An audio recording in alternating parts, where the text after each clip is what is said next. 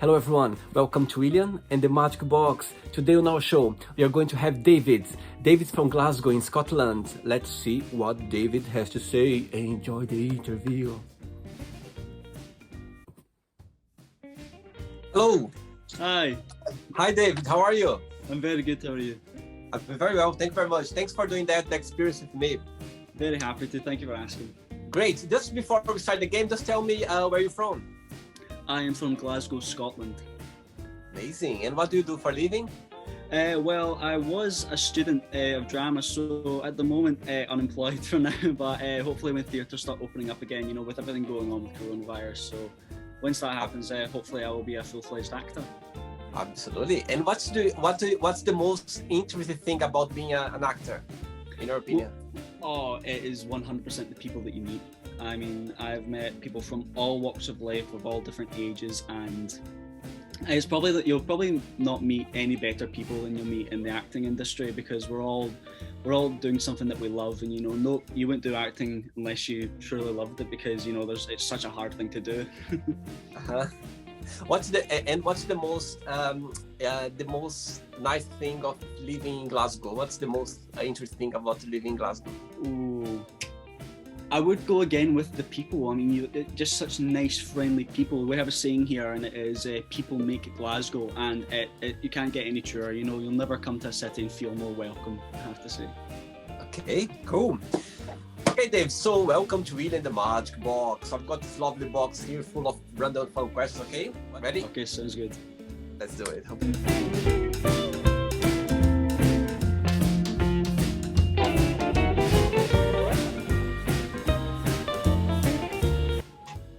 Okay, right, ready for the first one? Yes. Let's do it. Who is a celebrity you admire and why? A celebrity I admire, I would have to go with Denzel Washington, and that has to be just for the simple fact of what he has done for black people in Hollywood and around the world, and the example that he has set for not just people who are black, but all manner of people, and just the energy this man brings to not only the roles that he does, but just in life. And I respect that so much, and I strive to be like that. I love his movies. He's just such a good actor. Oh my he's God. Phenomenal. He's phenomenal. I just love as well. Yeah, I'm a big fan. I totally agree with you. Amen. Let's go for the second question.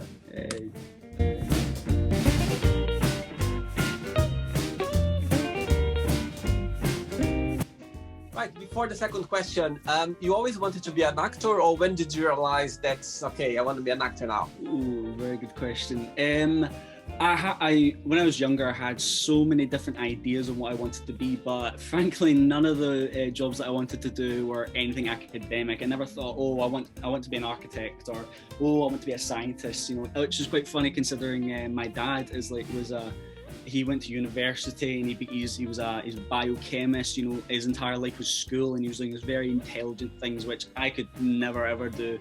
And it wasn't until I went to a class that it was just a wee tiny drama club in my village that I'd never heard about until one of my friends brought me there. Okay. And I personally, I didn't have fun at school. I was not a big fan. I couldn't really quite focus. But then when I went to do drama and acting, oh wow, it just changed. Like I said, I've met amazing people, but also at the same time brought me out of my shell, and it personally changed me. And because I suffer with dyslexia, so when it came to like reading in school, which I wasn't diagnosed early on, it was quite late in my life, but I found that when I picked up a script and I read it as a character, I could read it like that, and I could pick it up and I could remember it, and it was just this phenomenal feeling of like, wow, this is why. Because I used to look at my brother read books, he read all the Harry Potter books, all these other different ones, and I could never get into them. But then the second I picked up like, a movie script, or I picked up, a play, and I read it, I could read it like that, and I was like, this is why people do this. This is phenomenal. And yeah, that was the moment I knew that I wanted to do this. Great, very good. So next question is, what's the best present have you ever received, and why? Oh, it would have to be, I received tickets to go see one of my favourite bands called Slipknot. and it was that way. I'd never been to a concert before. I didn't know what to expect. So, but then I turned up and there was all these people. You know, I was surrounded, and it was such a great energy. But it was that way. I got off my brother, and that year I got my brother a calendar. So it was a Christmas present. Oh my God! Then the next year I was all in. I was getting him all these different things, and so I made up for it. I definitely made up for it. Oh, that's amazing! That's amazing. When was that? That would have my first concert. I was 15, so it was 2015. Oh wow, amazing. Yeah. Ever since then, just been going to different concerts and loving it. Amazing. Let's go for another question. Yeah.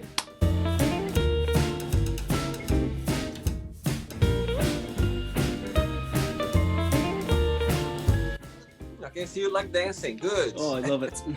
Me too, amazing. Right, what would be your ideal day? Oh, okay. My ideal day would be waking up early, which I do very rarely, but I love it. Wake up early, get a nice breakfast, you know, can relax, have my coffee, watch a bit of TV.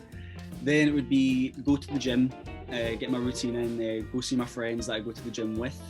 Then it would be go and see my girlfriend, because I don't get to see her a lot with coronavirus and all that sort of stuff going on. So go see her, spend the day with her, then come back to my house and have a nice dinner with my family. Good. Wow, very good. Good one. Get another question. There we go.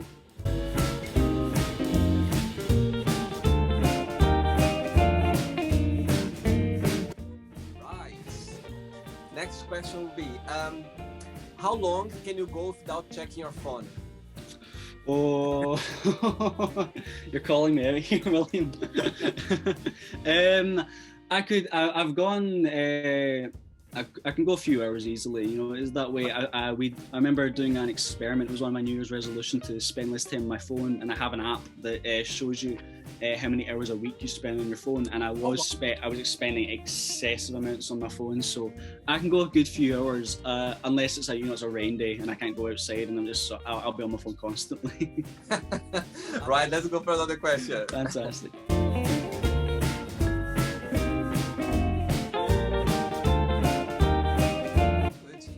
Next question is, what season of the year you feel more connected with and why?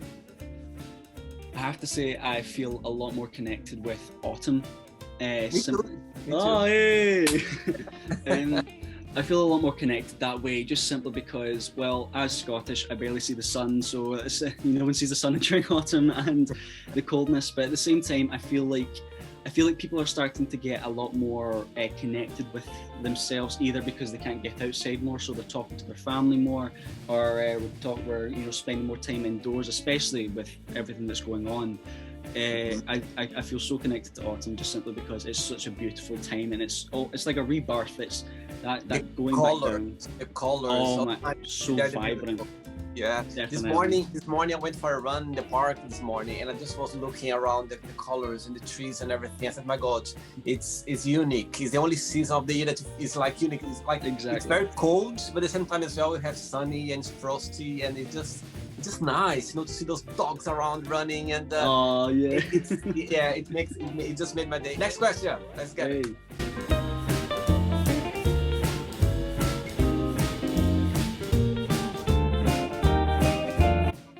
Cool. Next question is, what is the most difficult thing have you ever done? Oh, the most difficult thing I have ever done. It would have to be, I did something called the Edge Walk in Edinburgh, and not Edinburgh, sorry, it's in Toronto, Canada. It's around the CN Tower, which was at one time one of the tallest man-made structures in the world, and it's a thing where you get harnessed in and you walk around the outside of it during the wind and everything. And I did that mainly because, well, one, it looked amazing and it was a fantastic experience, but at the same time I was also afraid of heights at the same time. So it wasn't so much even a battle for physically, because you feel a bit safe and all that. It was more just this mental block that I personally felt I can get over this, and it seemed like the right time, the right moment, and I went for it, and I have to say it was one of the greatest experiences of my life. Wow. And I would 100% do it again and recommend it to anybody, really. And how long does it take, the whole thing, the whole course? The whole thing takes around, I'd say you're up there for outside for about 10 to 15 minutes, and you're seeing I mean, Canada is known for having like the Great Lakes and all that, and with where Toronto settled, you could actually, from where we were up so high, you could see the mist coming from Niagara Falls. That's how far you could see through Canada. And Toronto in itself is just such a beautiful. It's beautiful. I've been there. I've been there. Oh, have you? Yeah. My best friend lives in Montreal, in the French side. Oh, wow. But, yeah. Right, thank you. Let's go for another one. Hey. Let's go.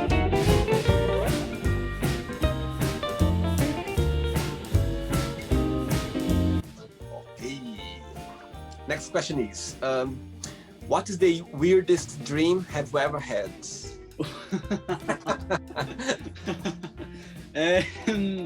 Whoa, that's a very good question as well. I'd have to say the weirdest dream I've ever had was my girlfriend's gonna hate me for telling this one. I was in my house and I heard this knocking at the door, so I ran downstairs and I went to go see it, and when I opened it up there was this big man standing there dripping wet, and he had a big axe in his hand and he was walking towards me, but while I was like asleep, I'd had my hands like this. So in my dream, I couldn't move my hands or anything like that. So I was struggling. And as I was falling back and I was reaching out to try and punch this guy, but because my arms were like tied down, so I went out one more time and my hand just came flying out across and boom, my girlfriend's up. So then I got woke up because she started screaming and all that. So I'm still in the dream, so I'm hearing her scream and I'm thinking there's a man downstairs with an axe. So I'm freaking out, she's freaking out. It was a whole big thing. That's so funny. You made me remember a situation now. Once I came back from holidays and I was living in Portugal at the time actually, and I was so tired of the trip. I was really, really tired. So I got home and I just lie down in bed. And first, I think I lie down in a bad position that my hands, you know, when you lose off your, you know, feeling, yeah, feeling. So you get. So at one point, I don't know what dream I was having, some bad dream, and suddenly I wake up, like suddenly I wake up, and I felt my hand on my, I didn't have like a top or anything, I felt my hand on my chest, but because I didn't have any feeling, I thought it was a frog or something. Oh. What I did, I was like this, oh my God, what I did, I put my hand like that, and I didn't realize it was my hand, because after I stand up on bed, I was like, oh my God, where is it? I couldn't find anything. And I felt my you know, numb. I felt my hand a little bit. I said, oh my God, I think it was my hand. But for a few seconds, I was literally looking, oh my God, it was a frog or something. Because I could feel in my chest, you know, the context of your hand, you know, your skin. I just felt this thing in my chest. Yeah. Oh, and I was like, oh my God, what's that? And I just like that. It was really funny. Crazy. Right, I enjoyed the show so far, Dave. Is this okay? I'm loving it, yeah. I'm really loving it. Cool, let's get another question. Hey.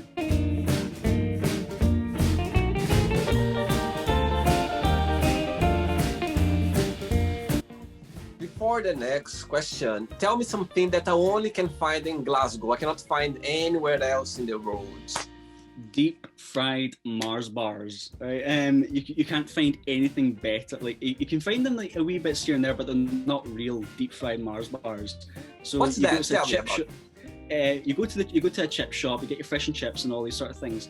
But what we do is we get a Mars bar, we cover it in batter, and then we stick it into deep boiling oil, and it cooks it all up. So then when they pull it out, it's got like a nice crust of batter, but on the inside it's molten chocolate with the caramel and the mixture. So when you bite into it, oh, I'm telling you, you see the face of God when you taste that. I have to tell you, it'll change your life. I swear to God. But I'll give you diabetes, of course. But at the same time, it's worth it. It is worth it. What's the name? Deep-fried Mars bar. Okay, when I come to Glasgow, for sure I'll try that. I love sweets. 100%. So for sweet teeth, you will love this. I like the expression you said. You're gonna feel like you saw God's face. I like the expression. Right, David. Next question is, who would you swap lives for a day? Oh, who would I swap lives for a day? I don't take days unwashed, okay? I'll try not to. I would swap lives with David Attenborough, definitely. Just simply because that man just has lived this insane life, And I feel like he's got like a lot of cool stuff in his house. I feel if you lived in his, like, I would just like spend the entire day just like going through all these photos and like phoning up famous people that he's obviously met and getting to know everybody. And you know, because I can imagine, plus he's got money, so I could actually have some money for once in my bank account and feel good about myself. That's true. Good one. Let's go for another question then. Hey.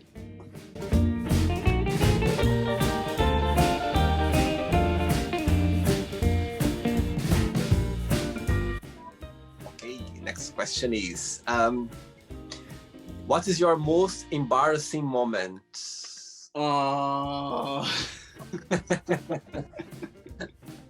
If you can remember, because sometimes we forgot all this, you know, we tend to forget our embarrassing moments, so I don't want to think about it. Yeah, you try to forget them. It would probably have to be, I was going to a wedding and I had all my nice kilt on. I had all the like traditional Scottish things on, and I was feeling really good about myself, all this sort of stuff. Had my hair done and everything. And we were going that way, and then I remembered that I actually didn't know where the wedding was. So I was sitting there like, I was in the car. I was like, right, don't know where I'm going. So I started like going through all my messages, trying to find it, and I found it where it was. It was a few hours away. I was like, right, I can make it there. I can make it. That's fine. And I drive there, and I'm feeling great, and I finally make it there. And then I realized that I've got the date wrong, and I show up to this lovely couple, lovely couple. They're having a great wedding. I'm like, so I show up and I'm like, I don't know anybody here. I'm looking around, like I don't see any of my friends. And then like they're saying, oh, everyone please stand for the bride and groom. I'm like, okay, great, I'll stand up. And then all of a sudden these two people walk in, and my heart just drops. No way. I'm like, that's why I don't know anybody here. That's why. So, but we're all in this line, and they're kind of walking down like, hi, and you see just both of them look at me and then look at each other like, oh, hi, you're some distant relative, obviously. I'm like, yeah, that's fine. Quickly made my way out of there, and luckily made it to the wedding the next day. But yeah, that was definitely one of those moments. Oh, very embarrassing. Oh my God, even embarrassed for the couple who got married. That you imagine. Yeah, but hey, like they played it off very well, I have to say. Oh my God, that's funny. Right, I've got 3 questions left for you. Okay, let's make them good.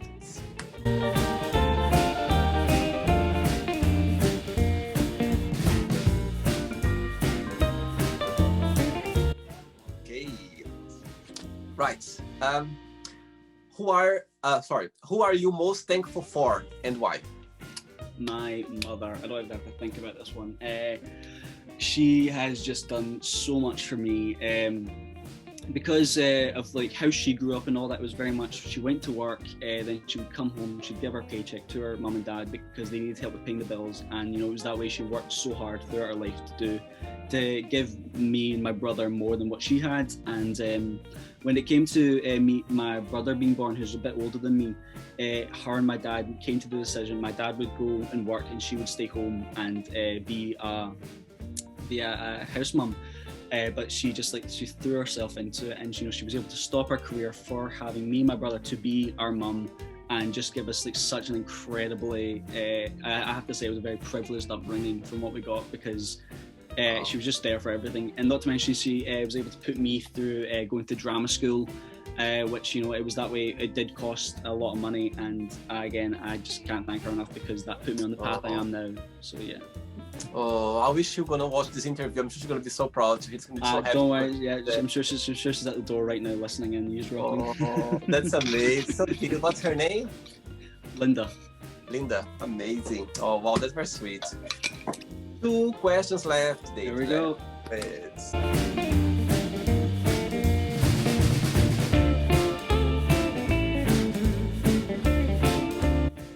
Okay, next question is, what is something you wish you could do every single day? Something I wish I could do every single day.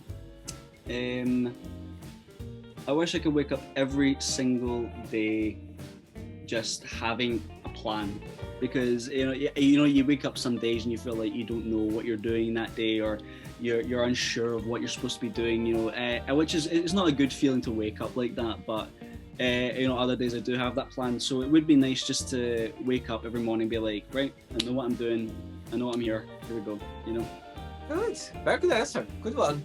One question left. Oh, Let's here we go. get it done. Yes. The time just flies, isn't it? That's why It we really have good does. time. Yeah. Yeah, it doesn't have good time. It's just like that.